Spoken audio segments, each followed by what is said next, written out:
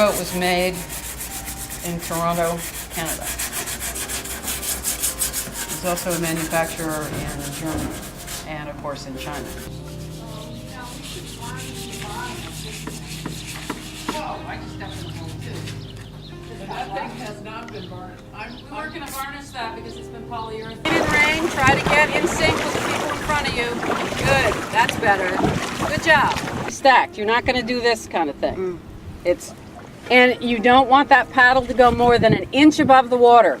To show self-improvement, to let the athlete in you emerge, to enjoy the fun and fellowship of dragon boating. You're going to sit with me in the beginning, okay? Sure. Up in the bow. Okay. Oh, I'm Aaron. I'm sorry. No, it's my fault. Did you meet Barbara? Yeah. Okay.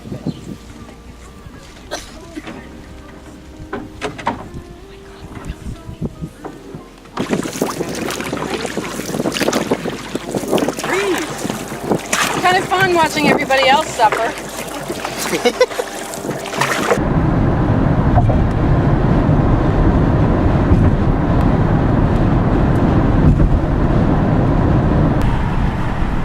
going in that big building right up there.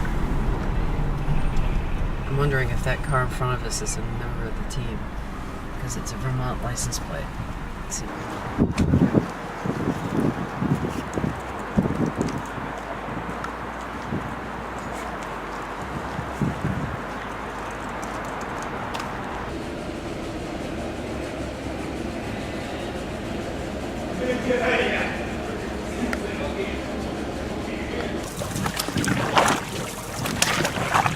So am I going too far, Louisa? A little bit.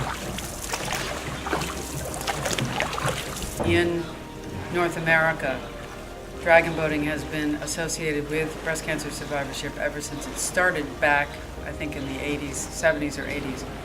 And it really started in Vancouver, British Columbia, where the first boats arrived. And some doctors out there decided, and elsewhere in Canada, decided to do some research studies because a lot of oncologists back then were telling breast cancer survivors not to get any upper body exercise. And these doctors thought that this was probably not good advice. So they did some studies and they used dragon boat paddling as their sport. And sure enough, they came to the conclusion that from every conceivable angle, physical, physiological, psychological, that participating in exercise and more specifically participating in dragon boating was great for breast cancer survivors. Good, Linda. Don't let that upper arm come into the boat. And you don't necessarily have to go to a complete stop. It's a slight initial part to find out, that start that connection. That's it. And you don't have to completely, you have to be a full stop there. Where is it? It's got to be, oh, there it is. As soon as you get that little pressure, that's when you get it. And then you'll find it even more. Front. Make sure you still have full extension, full reach, great catch, drop heavy on it. If you need to pull out a little sooner to keep up time, I'd rather you shorten it at the back of the boat. Be conscious as you're going faster and harder, your bottom hand is starting to come up a little bit. Make sure you maintain that pressure down the whole way through. Tighten that core, press, push both hands down to push yourselves up. Keep that bottom hand low, okay? If we start pulling up, not only are we scooping, but we've lost our resistance. We have nothing left. We're just moving with the water. We need to push the boat forward.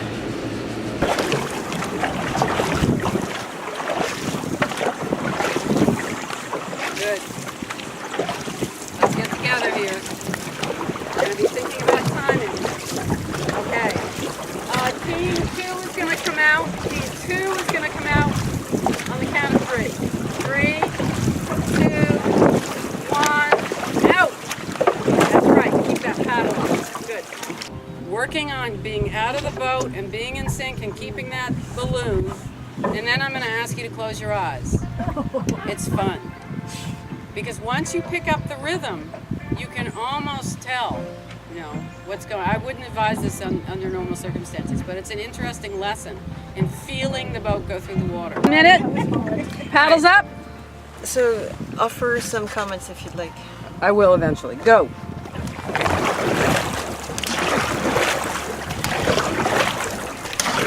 Let's do it together. Follow the stroke so you're doing it together. You are excited and calm at the same time. Very calm paddling. But then when you get into a race, you're pumped. Really good.